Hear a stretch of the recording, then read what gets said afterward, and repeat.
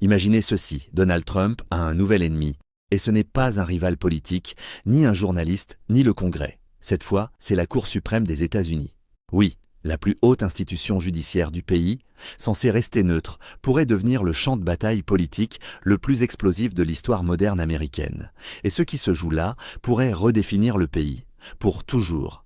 Mais pourquoi Trump attaque-t-il cette institution? Et qu'est-ce que ça signifie pour l'Amérique et pour le monde? La Cour suprême n'est pas un simple tribunal.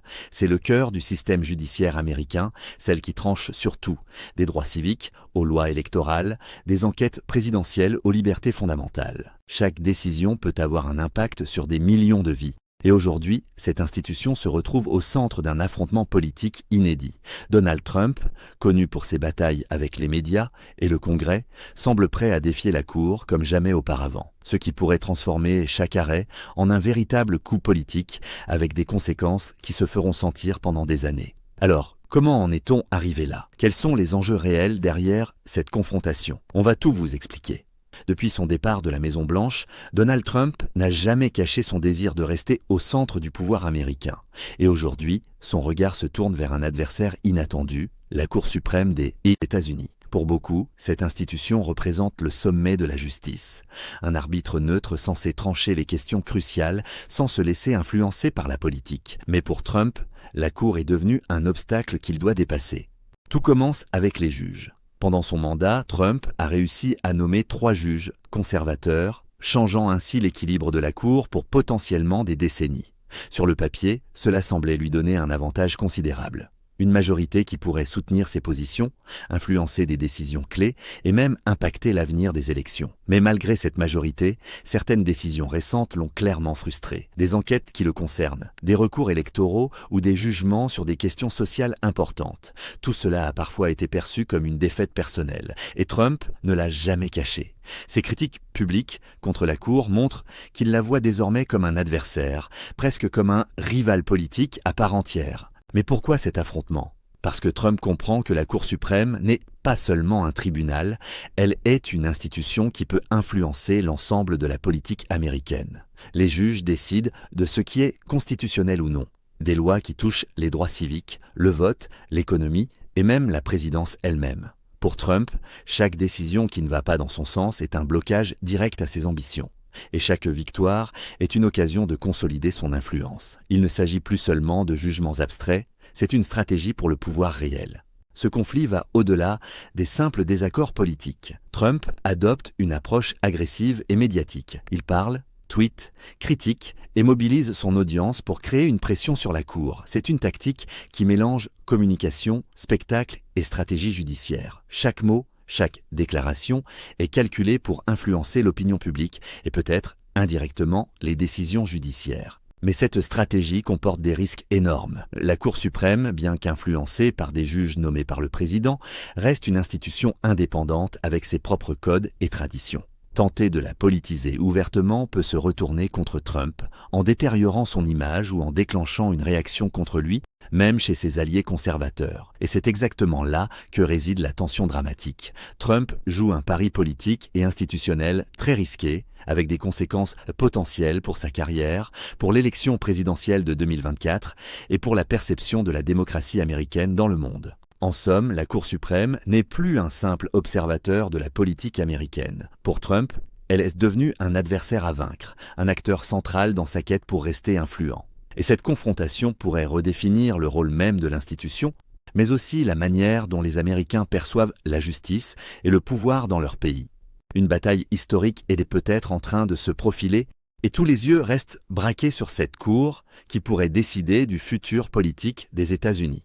Si la partie 1 nous montrait pourquoi Trump cible la Cour suprême, cette partie 2 s'attarde sur les conséquences de ce bras de fer qui dépasse largement le cadre d'un simple conflit politique. Car la Cour n'est pas une institution comme les autres. Ses décisions façonnent la vie quotidienne de millions d'Américains et influencent souvent le reste du monde. Commençons par l'Amérique. Chaque arrêt de la Cour peut avoir un effet direct sur des sujets cruciaux. Le droit de vote, les lois sur l'avortement, les droits civiques, l'environnement ou encore la régulation économique. Si Trump réussit à influer sur certaines décisions, cela pourrait redéfinir les règles du jeu politique pour les années à venir. Ses partisans voient dans cette stratégie une manière de protéger leurs acquis et de renforcer leur influence, tandis que ses opposants craignent une politisation extrême de la justice, où chaque décision judiciaire serait interprétée comme un acte partisan. Cette situation crée une tension inédite dans l'opinion publique. Des millions d'Américains observent la Cour comme un champ de bataille invisible mais décisif. Les décisions qui auraient dû être purement juridiques deviennent désormais des signes politiques, et chaque mouvement de Trump est scruté à la loupe pour deviner la prochaine manœuvre. L'incertitude est totale. Que ce soit pour les élections, les enquêtes présidentielles ou les droits fondamentaux, personne ne sait quelle direction le pays pourrait prendre. Mais les enjeux ne s'arrêtent pas aux frontières des États-Unis. L'Amérique est encore perçue comme le modèle de la démocratie moderne, et toute remise en cause de l'indépendance de sa Cour suprême a un écho mondial. Des démocraties établies aux pays en transition, les observateurs regardent attentivement. Si une institution aussi emblématique peut être défiée politiquement, cela peut redéfinir la manière dont le monde voit la justice et la séparation des pouvoirs. Les investisseurs internationaux, les dirigeants étrangers, les organisations de défense des droits humains, tous suivent ces événements de près. Une cour politisée, ou perçue comme telle, pourrait provoquer des tensions diplomatiques, économiques et symboliques à l'échelle mondiale. Enfin, ce conflit pose une question centrale pour l'avenir. Jusqu'où Trump est-il prêt à aller ? Et jusqu'où la Cour peut-elle résister à cette pression politique sans perdre sa légitimité ? La réponse à cette question déterminera non seulement le sort de l'ancien président, mais aussi l'image de la démocratie américaine dans les décennies à venir. Chaque déclaration, chaque arrêt, chaque mouvement dans ce bras de fer devient un moment clé, et la moindre décision pourrait déclencher des vagues qui s'étendront bien au-delà de Washington. En résumé, ce qui pourrait apparaître comme un simple affrontement entre Trump et la Cour suprême est en réalité un test majeur pour la démocratie américaine, avec des implications profondes pour la société, la politique et la réputation des États-Unis dans le monde. Le pays assiste à un moment historique où la neutralité judiciaire, l'équilibre des pouvoirs et la stabilité politique sont tous remis en question. Et pendant que Trump poursuit sa bataille, le monde entier retient son souffle, conscient que chaque mouvement pourrait changer le cours de l'histoire. Alors que le conflit entre Donald Trump et la Cour suprême s'intensifie, les analystes et experts commencent à imaginer les différents scénarios possibles pour l'avenir. Comprendre ces options, c'est saisir non seulement le destin politique de l'ancien président, mais aussi la stabilité des institutions américaines et la perception mondiale de la démocratie américaine. Premier scénario. L'offensive agressive de Trump. Dans ce scénario, Trump adopte une stratégie directe et audacieuse. Il utilise ses apparitions médiatiques, ses discours et ses réseaux sociaux pour mettre une pression constante sur la Cour suprême en soulignant chaque décision qui ne va pas dans son sens. Son objectif est clair, influencer indirectement le comportement des juges en mobilisant l'opinion publique et en transformant chaque jugement en sujet de débat national. Cette tactique comporte un avantage.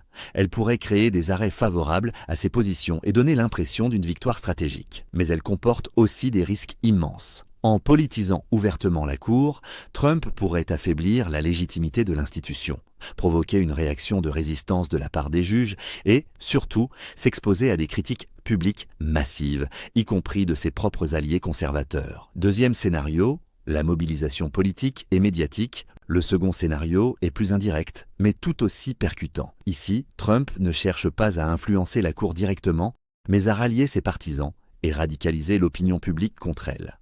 Chaque décision défavorable devient un outil pour alimenter le discours sur l'injustice et la partialité, créant un climat de tension extrême à l'échelle nationale. Les médias, les réseaux sociaux et les manifestations deviennent des instruments pour amplifier le conflit. L'effet immédiat est une polarisation encore plus forte de la société américaine, où chaque décision judiciaire est perçue à travers le prisme politique. Le risque, transformer la Cour suprême, historiquement neutre, en arène de bataille politique, où les juges doivent naviguer entre le droit et la pression populaire. Troisième scénario, la résistance de la Cour. Enfin, le troisième scénario repose sur l'indépendance institutionnelle. Malgré les nominations conservatrices de Trump, la Cour suprême pourrait décider de suivre strictement la loi et la Constitution sans céder aux pressions médiatiques ou politiques. Dans ce cas, Trump pourrait se retrouver isolé politiquement, incapable d'influencer les décisions qu'il espérait contrôler. Ce scénario pourrait créer un choc Un président ancien ou en exercice se confrontant frontalement à une institution qu'il pensait acquise, révélant les limites réelles de son pouvoir. Cela pourrait également renforcer la légitimité de la Cour en montrant que, malgré toutes les pressions, elle peut rester fidèle à son rôle d'arbitre impartial. Ces trois scénarios ne sont pas exclusifs et pourraient se combiner de manière imprévisible. L'offensive agressive pourrait se heurter à la résistance de certains juges, la mobilisation de l'opinion pourrait radicaliser la société et la légitimité de la Cour pourrait vaciller. Chaque décision, chaque déclaration de Trump ou de ses juges pourrait faire basculer la situation. Le suspense est palpable. Qui gagnera cette bataille inédite? Le temps est compté et les prochains mois seront déterminants pour l'avenir politique de Trump, l'équilibre des pouvoirs aux États-Unis et la perception mondiale de la démocratie américaine. La confrontation entre Donald Trump et la Cour suprême ne se limite pas à un simple affrontement politique, elle touche les fondements mêmes de la démocratie américaine. Depuis la Révolution américaine, les institutions des États-Unis reposent sur un équilibre fragile entre le pouvoir exécutif, le législatif et le judiciaire. Chaque branche a son rôle, sa légitimité et son indépendance. Mais aujourd'hui, cet équilibre est sérieusement mis à l'épreuve. Si Trump parvient à influencer directement la Cour, ou même à la présenter comme une institution partielle, la neutralité judiciaire, pilier historique de la démocratie américaine, pourrait être compromise. La Cour suprême est censée être un arbitre impartial, celui qui tranche les litiges constitutionnels sans tenir compte des pressions politiques. Mais face aux attaques répétées d'un ancien président, et à la mobilisation médiatique autour de ces critiques, cette perception d'impartialité est menacée. L'impact potentiel est énorme. Si les citoyens commencent à percevoir la Cour comme une institution politisée, la confiance dans l'ensemble du système judiciaire pourrait s'effriter. Les décisions des tribunaux inférieurs, les élections présidentielles et les droits fondamentaux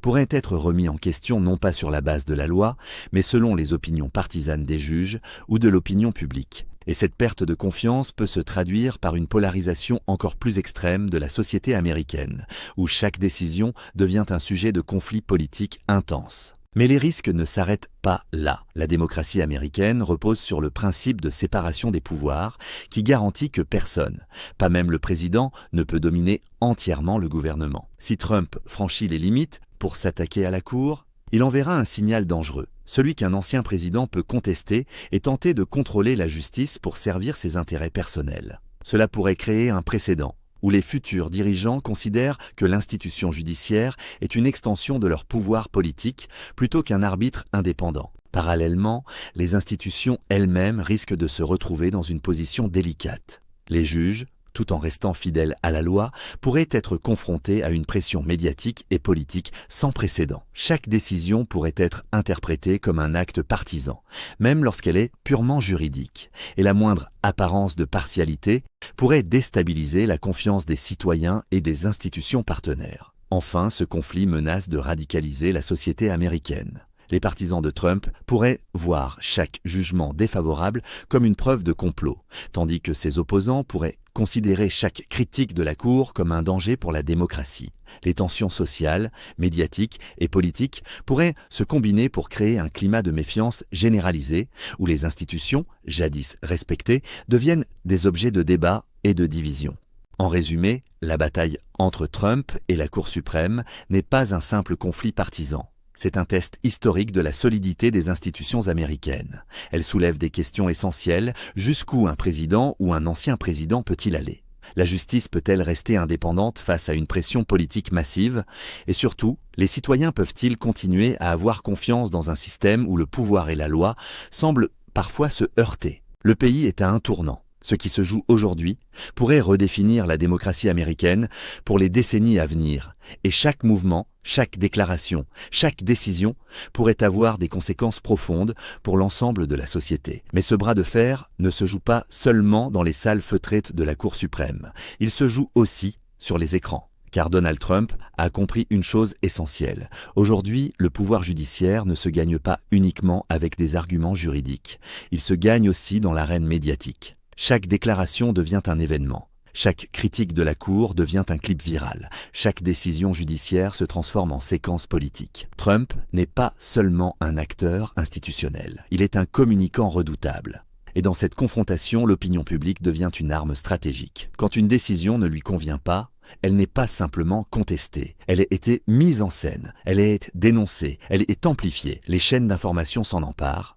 les réseaux sociaux explosent, les partisans réagissent. Et très vite, ce qui était un débat juridique devient un conflit émotionnel, c'est là que le danger apparaît. Car plus la bataille devient médiatique, plus elle devient tribale. Les Américains ne regardent plus les décisions comme des interprétations de la Constitution. Ils les regardent comme des victoires ou des défaites pour leur camp. La justice devient spectacle, la Constitution devient slogan.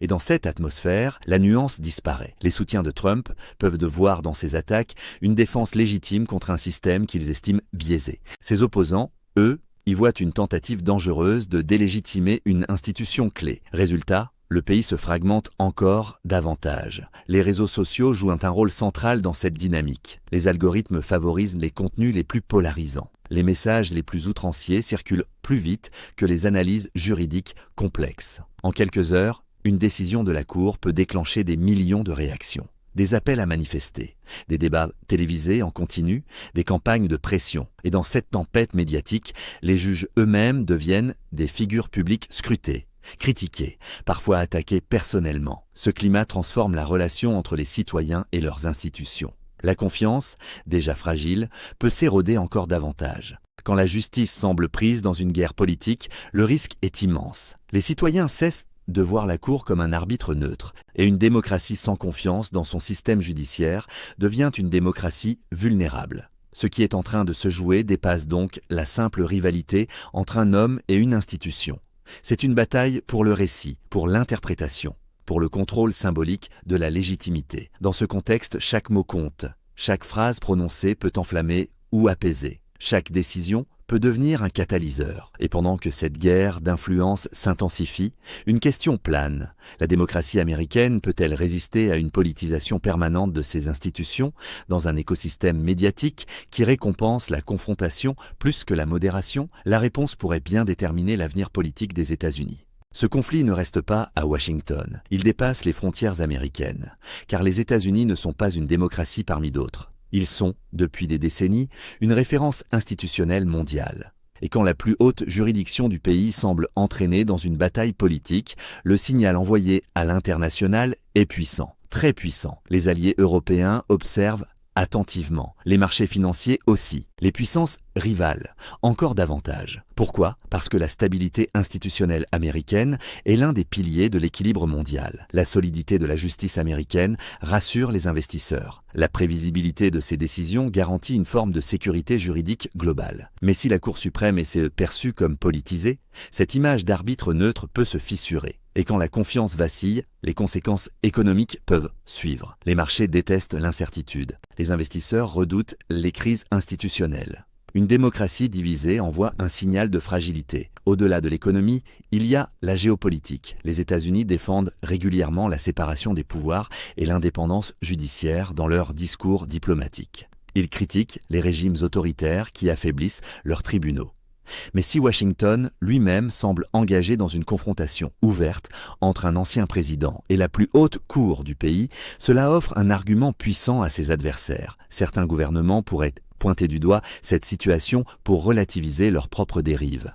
Voyez, même la démocratie américaine n'est pas épargnée. Le symbole est immense, car la Cour suprême incarne bien plus qu'un organe juridique. Elle représente l'idée que la loi est au-dessus du pouvoir. Si cette idée paraît fragilisée, même par la perception, cela peut affaiblir l'influence morale des États-Unis sur la scène mondiale. Et dans un monde déjà marqué par des tensions géopolitiques, par la montée des régimes autoritaires et par une compétition idéologique accrue, l'image compte énormément. Autre enjeu, les alliances. Les partenaires stratégiques des États-Unis ont besoin d'un leadership stable, prévisible, institutionnellement solide. Une bataille prolongée entre un ancien président influent et la Cour suprême peut alimenter l'impression d'un pays plongé dans une turbulence interne permanente. Et dans la diplomatie, la perception est parfois aussi importante que la réalité. Enfin, il y a un effet d'exemple. Des démocraties plus jeunes, qui tentent de consolider leur système judiciaire, regardent ce qui se passe aux États-Unis. Si l'indépendance judiciaire américaine semble contestable ou affaiblie, cela peut fragiliser les efforts ailleurs. Autrement dit, ce qui se joue ici dépasse largement la politique intérieure. C'est une question de crédibilité globale. de stabilité économique, de leadership démocratique. Et pendant que la confrontation se poursuit, une interrogation stratégique émerge. Les États-Unis peuvent-ils continuer à incarner un modèle démocratique fort si leurs propres institutions semblent prises dans une lutte politique ouverte ? La réponse à cette question ne façonnera pas seulement l'avenir de Trump. Elle pourrait redessiner l'influence américaine dans le monde pour les années à venir. Ce conflit ne reste pas à Washington, il dépasse les frontières américaines, car les États-Unis ne sont pas une démocratie parmi d'autres. Ils sont, depuis des décennies, une référence institutionnelle mondiale. Et quand la plus haute juridiction du pays semble entraînée dans une bataille politique, le signal envoyé à l'international est puissant.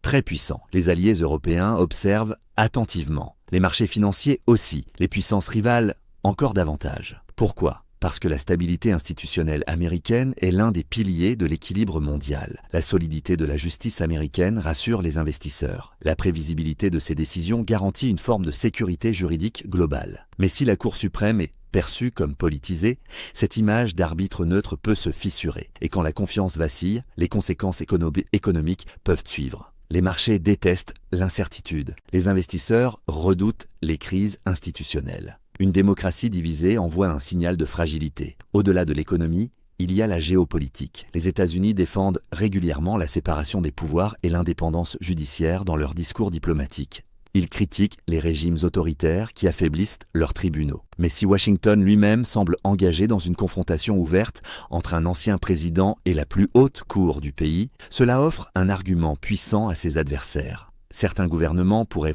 pointer du doigt cette situation pour relativiser leurs propres dérives. Voyez, même la démocratie américaine n'est pas épargnée. Le symbole est immense, car la Cour suprême incarne bien plus qu'un organe juridique. Elle représente l'idée que la loi est au-dessus du pouvoir. Si cette idée paraît fragilisée, même par la perception, cela peut affaiblir l'influence morale des États-Unis sur la scène mondiale. Et dans un monde déjà marqué par des tensions géopolitiques, par la montée des régimes autoritaires et par une compétition idéologique accrue, l'image compte énormément. Autre enjeu, les alliances. Les partenaires stratégiques des États-Unis ont besoin d'un leadership stable, prévisible, institutionnellement solide. Une bataille prolongée entre un ancien président influent et la Cour suprême peut alimenter l'impression d'un pays plongé dans une turbulence interne permanente.